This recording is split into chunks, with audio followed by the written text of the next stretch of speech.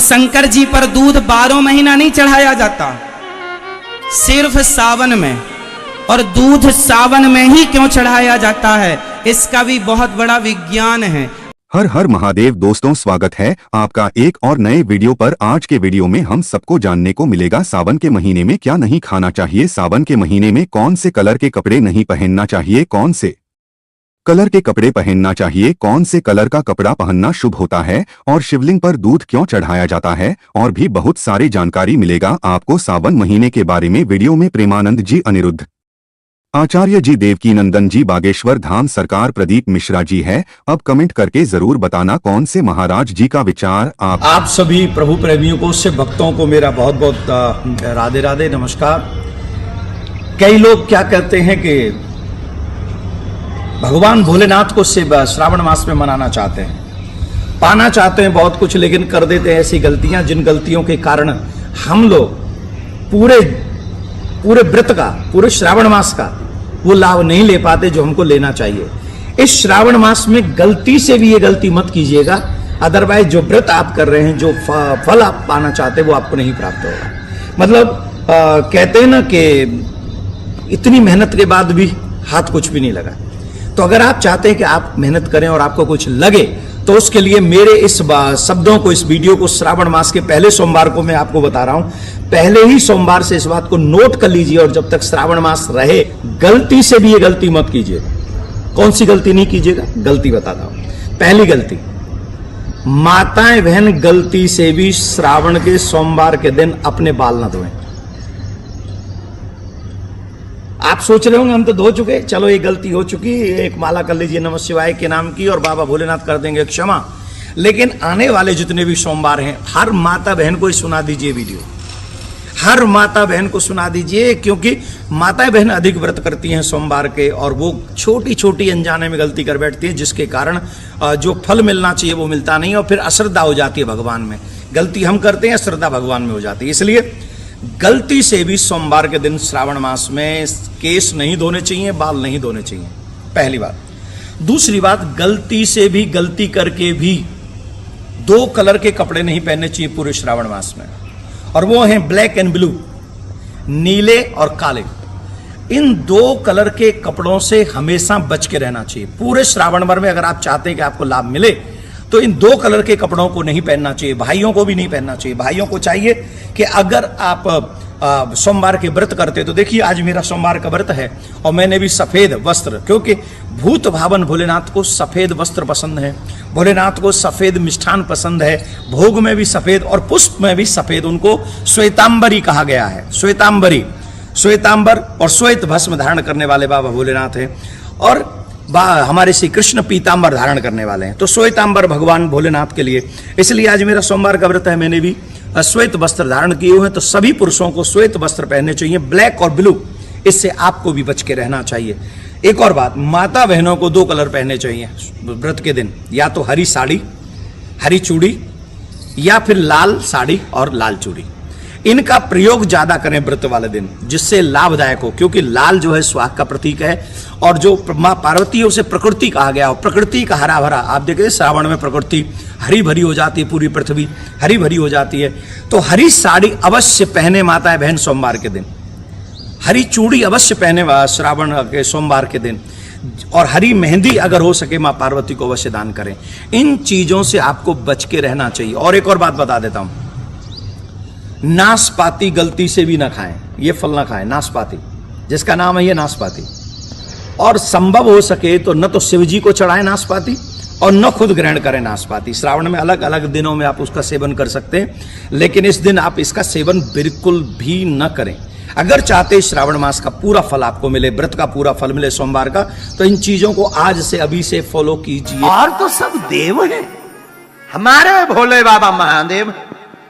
शिव का एक अर्थ होता है कल्याण, शिव का अर्थ है कल्याण। जिनकी शरण में जाने से कल्याण हो जाता है, उन्हीं का नाम शिव है, उन्हीं का नाम शिव है।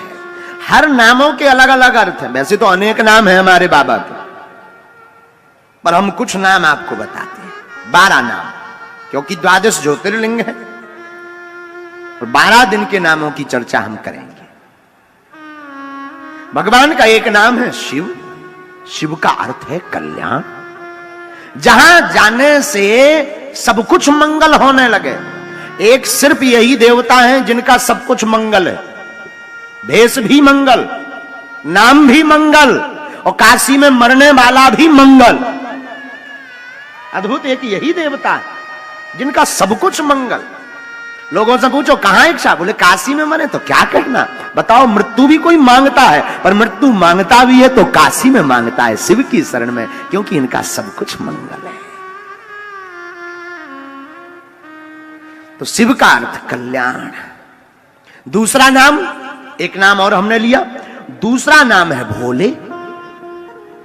कहते हैं भोले, भोले बाबा, ये तो भोले। अच्छा, इनका नाम भोले क्यों पड़ा? हैं ही हैं भोले। तुम और देवताओं की हजारों साल तपस्या करो, शायद प्रसन्न होवे ना होवे, अपनो सकल दिखावे ना दिखावे, धन्य है भोले बाबा। तुम कछु दिन भर ओम नमः शिवाय ओम नमः शिवाय एक बिल्व पत्र चढ़ा दो, सोई प्रकट हो जाए, उतने भर में ही जय जय। एक बार एक चोर चोरी करने के उद्देश्य से नगर में गया।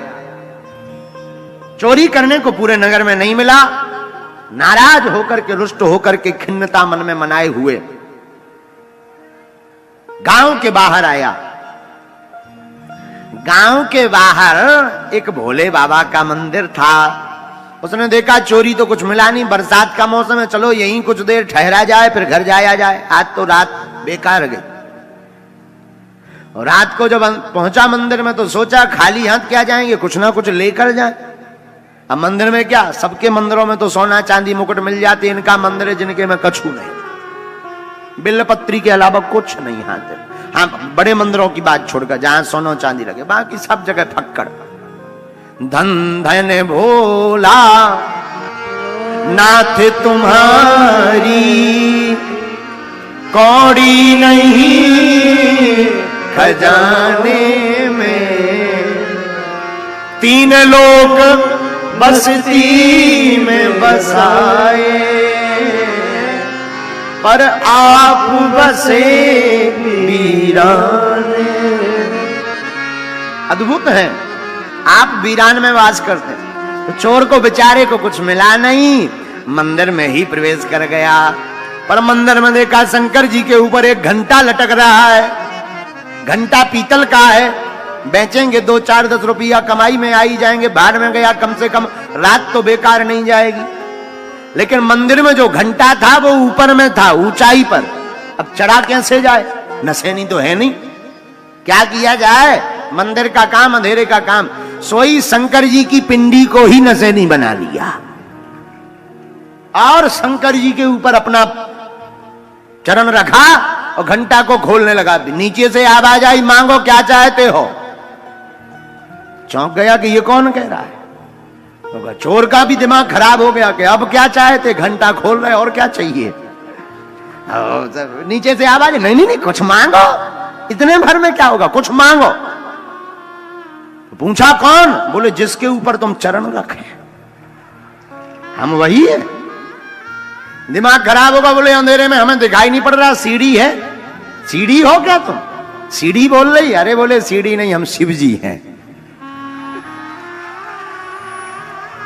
चोर बोला देना बाद में वरदान, पहले ये बताओ, हम दिन दिन भर तुम्हें जल चढ़ा उतरे, बड़े बड़े महात्मा दिन दिन भर जल चढ़ा रहे, आज लो प्रकट नहीं भैया, इतनी बेलपत्री चढ़ाई के पेड़ों बढ़ा गो। बेलपत्री का पेड़ पूरा हमने बढ़ा दिया, आज लो प्रकट नहीं भाई। आज जब चोरी कर रहे सो तुम प्रकट हो गए। बोले आज तक हमने बड़े बड़े देखे दानी दाता, बिल्लपत्र चढ़ाते हुए, जल चढ़ाते हुए, दुग्धाभिषेक, रुद्राभिषेक, पंचामृताभिषेक, शहद का अभिषेक करते अनेक दाता देखे। पहली बार ऐसा देखा, रावण भी देखा, उसने सिर चढ़ाया, और पहली बार भक्त देखा जिसने अपने आप को ही हमारे ऊपर चढ़ा दिया। मांगो। चोर भी बोलो ऐसो जानते, हम 2-4 दिन पहले आ जाते और पहले चढ़ जाते, हम तो रोज यही पे लेटते लो।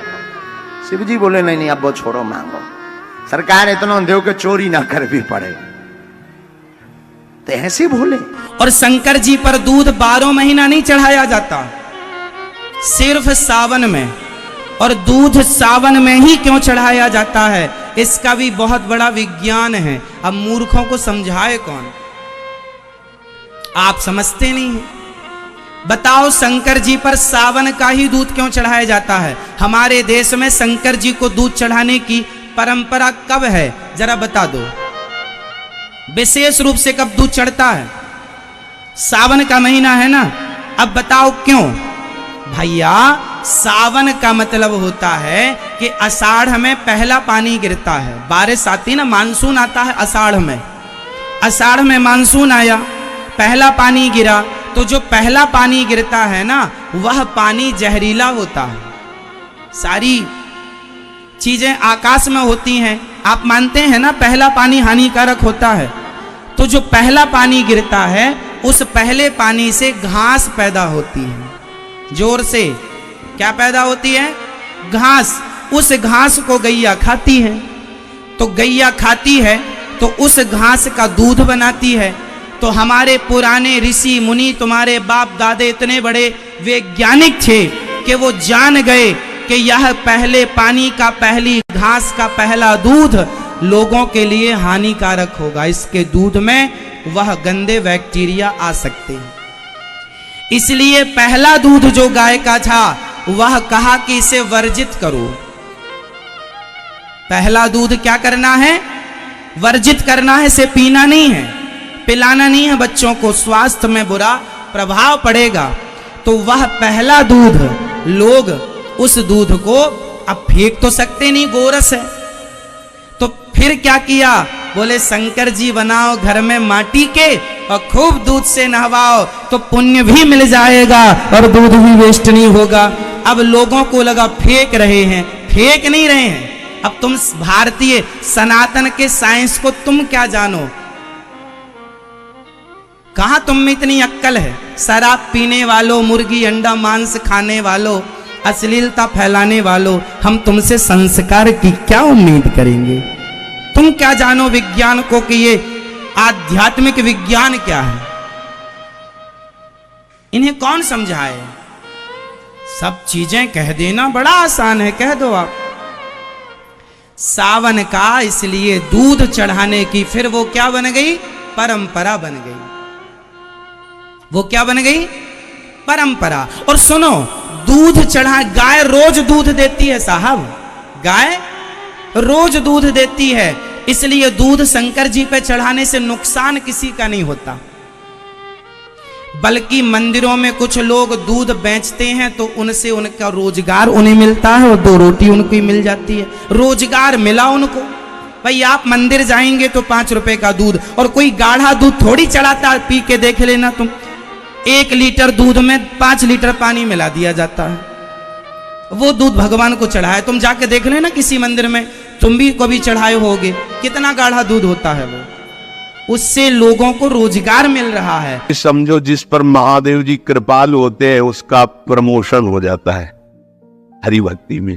करके देख लो, कोई भी देख लो, जब महादेव जी आप पर बिल्कुल बलिहार हो जाएंगे कि सच्ची अनन्यता तो आए। नरसिंह मेहता जी को सीधे महादेव जी रास में प्रवेश किए, सीधे। प्रेमानंद को सीधे काशी से वृंदावन। उन्हीं का तो है, उन्हीं का तो है? अपनी बस की बात छोड़ी, हम तो केवल महादेव जी को जानते। ये कोई ना सोचे, ऐसा नहीं। खेल में जब ऐसा है तो देख लो, उनका स्वरूप देख लो। जहां जहां भगवान के अवतार होते, देवाधिदेव महादेव दर्शन करने जाते हैं, वहां की चरण रज लेते हैं। ऐसा ना समझो कि आप शिव उपासक हो तो आपको हम दुख पहुंचाने के लिए कहते हैं। नहीं नहीं, शायद ऐसी अनन्यता आप में नहीं होगी, इसलिए कह रहा हूं कि आपके तो घर होगा, आपकी तो व्यवस्था होगी। जब वर्षा होती घाटों में तो छोटे छोटे मंदिर, बड़े मंदिरों में तो ताला लग जाता रात्रि में। छोटे मंदिर जो खुले दरवाजे के होते, ऐसे बीच में शिवलिंग ऐसे ऐसे ऐसे लपेट के ऐसे लेटते, उन्हीं की गोद में लेट। कैसे? वही जीवन, वही जीवन, वही। हम जानते भी नहीं थे क्या है वृंदावन, क्या है किशोरी जू, क्या है सच, मतलब कहीं कोई गुंजाइश ही नहीं थी। ये तो केवल महादेव जी की कृपा, ये विश्वनाथ विश्वेश्वर आनंदवन निवासी भगवान शिव की कृपा से। यहां नीचा ऊंचा नहीं है। जब खेल है तो वैसे ही खेल है, खेल का वर्णन हो रहा है। और खेल समेटो तो वही कृष्ण वही शिव एक ही तत्व है, दूसरा तो है नहीं। तो जब खेल में वर्णन करेंगे तो फिर ये भेद वर्णन होगा, और जब तत्व का वर्णन करेंगे तो अभेद वर्णन होगा। तो या तो खेल में रहो या तत्व में रहो।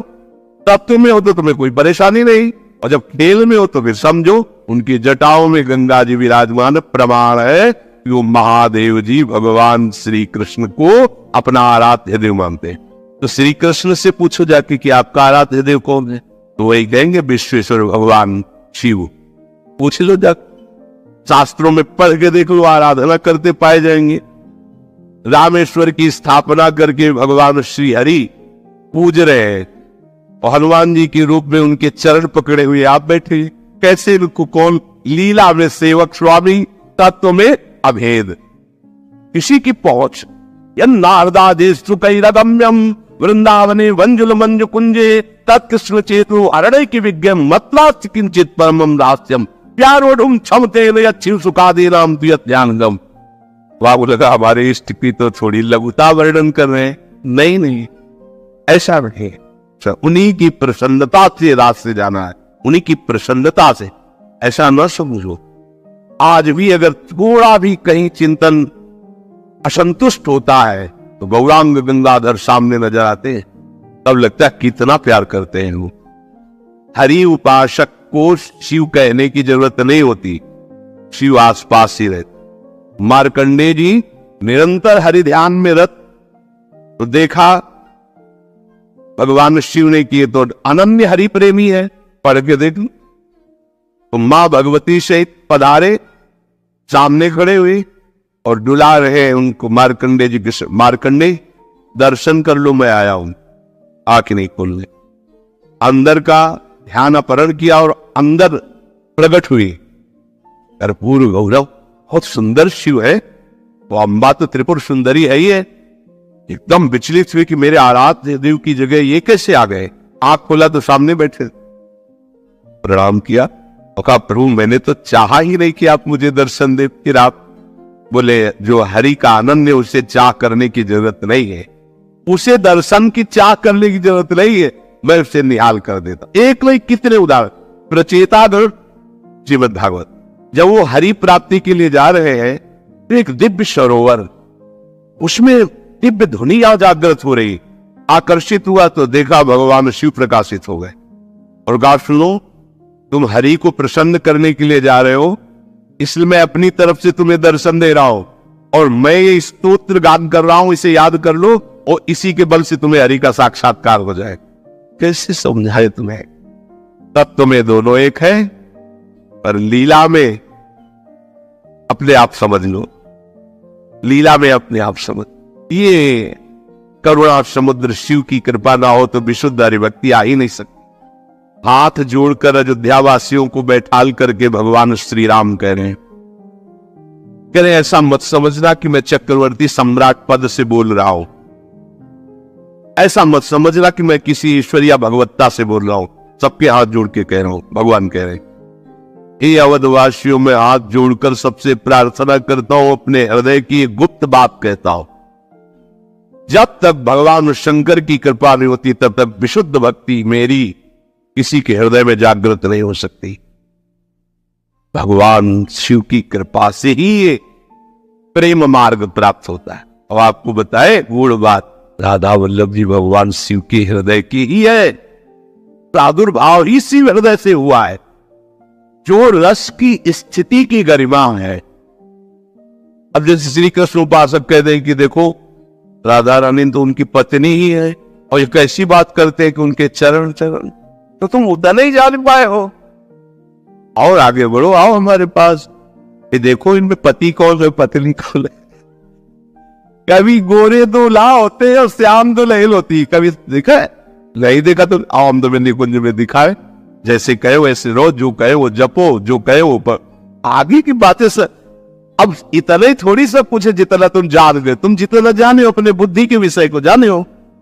देख लो ना, हम प्रियाजू का नाम जब करते हैं, उनकी चरण रज में रहते हैं, उनके आश्रित है, तो क्या यहां कह रहे हैं कि जो भगवान ब्रह्मा का सुख है उससे अनंत गुना सुख उसको है जो हरि का अस्त्र लेके नाम जप कर रहा है। अनंत गुना क्या बचे ब्रह्मा जी। और हम जिस सुख की बात कर रहे हैं न देवैर ब्रह्मा तेर न खलु हरि भक्तैर न सुहृदा दिव्री अद्वैराधा मधुपतिरा। तो जब अपनी ठसक से बोलते हैं तो लोगों को लगता है कि कैसी बड़ी बड़ी बातें करता है। कहता है भगवत प्राप्ति हमारी जेब में है। ये देखो ठेका ले रहे हैं भगवत प्राप्ति का लोग उपहास की दृष्टि से।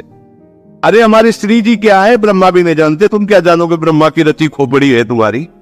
तो हमारी श्री जी को जानते हो क्या। हमारे गुरुजी ने, हम जानते तो नहीं है पर जितना जना दिया उतना समझ में आ गया कि हमारी महारानी जी से बढ़कर कोई सत्ता महत्ता नहीं। सब तत्वों के तत्व, सब बापों के बाप, सब गुरुओं के गुरु श्री कृष्ण। रत्ती भी दूध, थोड़ा सा भी दूध अगर पानी में भी डालकर मुझे समर्पित करता है, शंकर कहते हैं मैं उसकी मन की मुराद पूर्ण कर देता हूं। आज इसलिए हिंदू धर्म के भीतर शास्त्रों में जो नियम बना हुआ है, शास्त्रों के अनुसार जो नियम बनाया गया है, शास्त्रों के अनुसार जो नियम किया गया है, वर्णित किया गया है, उसके हिसाब से देखा जाए तो जो पानी जल हम शंकर को अभिषेक करते हैं उस जल में थोड़ा सा दूध डाल देते हैं, थोड़ा सा दूध। और जल में हम थोड़ा सा दूध अगर डाल देते हैं शंकर को समर्पित, भले आपके पास में दूध नहीं है, थोड़ा सा दूध भी अगर चढ़ा कर, पर निवेदन एक आपसे बहुत करबद्ध है। शिव को ये थैली का दूध मत चढ़ा, शंकर को ये डब्बे का दूध मत चढ़ा, शंकर को ये फालतू का केमिकल का दूध मत चढ़ाओ। आपसे हाथ जोड़कर निवेदन है, कहीं जिस दिन आप प्रदोष का उपास कर रहे हो, पशुपति व्रत कर रहे हो, या आप 16 सोमवार संकट सोमवार कर रहे हो, या आप शिवरात्रि के दिन शंकर के मंदिर जा रहे हो, तो आपसे हाथ जोड़कर निवेदन है, भले इतना सा दूध किसी की यहाँ गाय हो, इतना सा मांग कर लिया, भले वो 1 रुपए का दूध अगर 20 रुपए में भी दे तो भी थोड़ा सा लिया, पर उस दूध को पानी मिलाकर चढ़ाओ, पर शंकर को असली चढ़ाओ, सिद्ध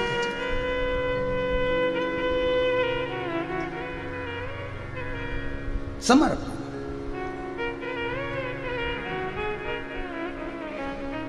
ओघड़दानी को हम जो समर्पित करें वो श्रेष्ठ हो, वो सिद्ध हो, शंकर की कथा करें, आगे बढ़। मान लो अगर कोई व्यक्ति आपका धन खा गया हो, रुपया निगल गया हो, पैसा लेकर बैठ गया हो और नहीं दे रहा हो, तो महाराज काली तिल्ली को पीस कर उसका थोड़ा सा भाग, एक छोटा सा भाग शिव पिंडी जैसी तैयार कर लीजिए, काली तिल्ली की शिवलिंग तैयार कर लीजिए। उस शिवलिंग को शमी के पेड़ के नीचे या बेलपत्री के पेड़ के नीचे उसका पूजन कर दीजिए। जिस व्यक्ति से धन लेना है उस व्यक्ति का नाम स्मरण कर कर आंख का पुष्प, आंकड़े का पुष्प, सफेद जो पुष्प होता है आंख का आंकड़े का, उस पुष्प को समर्पित कर दीजिए। उसके सिवाय आपको कुछ नहीं चढ़ाना, केवल आंख का पुष्प, घी का दिया लगाओ, आंख का पुष्प चढ़ाओ, विनती कर कर बाबा से बोलकर नाम लेकर उस आंख के पुष्प का एक पुष्प कोई कागज में कोई चीज में बांधकर आप रख लो। बाकी का शिव जी का जब विसर्जन करें, काली तिल्ली का जो शिवलिंग बनाया उसका विसर्जन करें, उसके साथ विसर्जन कर दें। जिस व्यक्ति से धन लेना है, पैसा लेना है, उसके ऑफिस तक, उस व्यक्ति तक वो पुष्प भेज दीजिए, उसके यहाँ पटकवा दीजिए। वो व्यक्ति हाथ जोड़कर भी आपका धन वापस करेगा।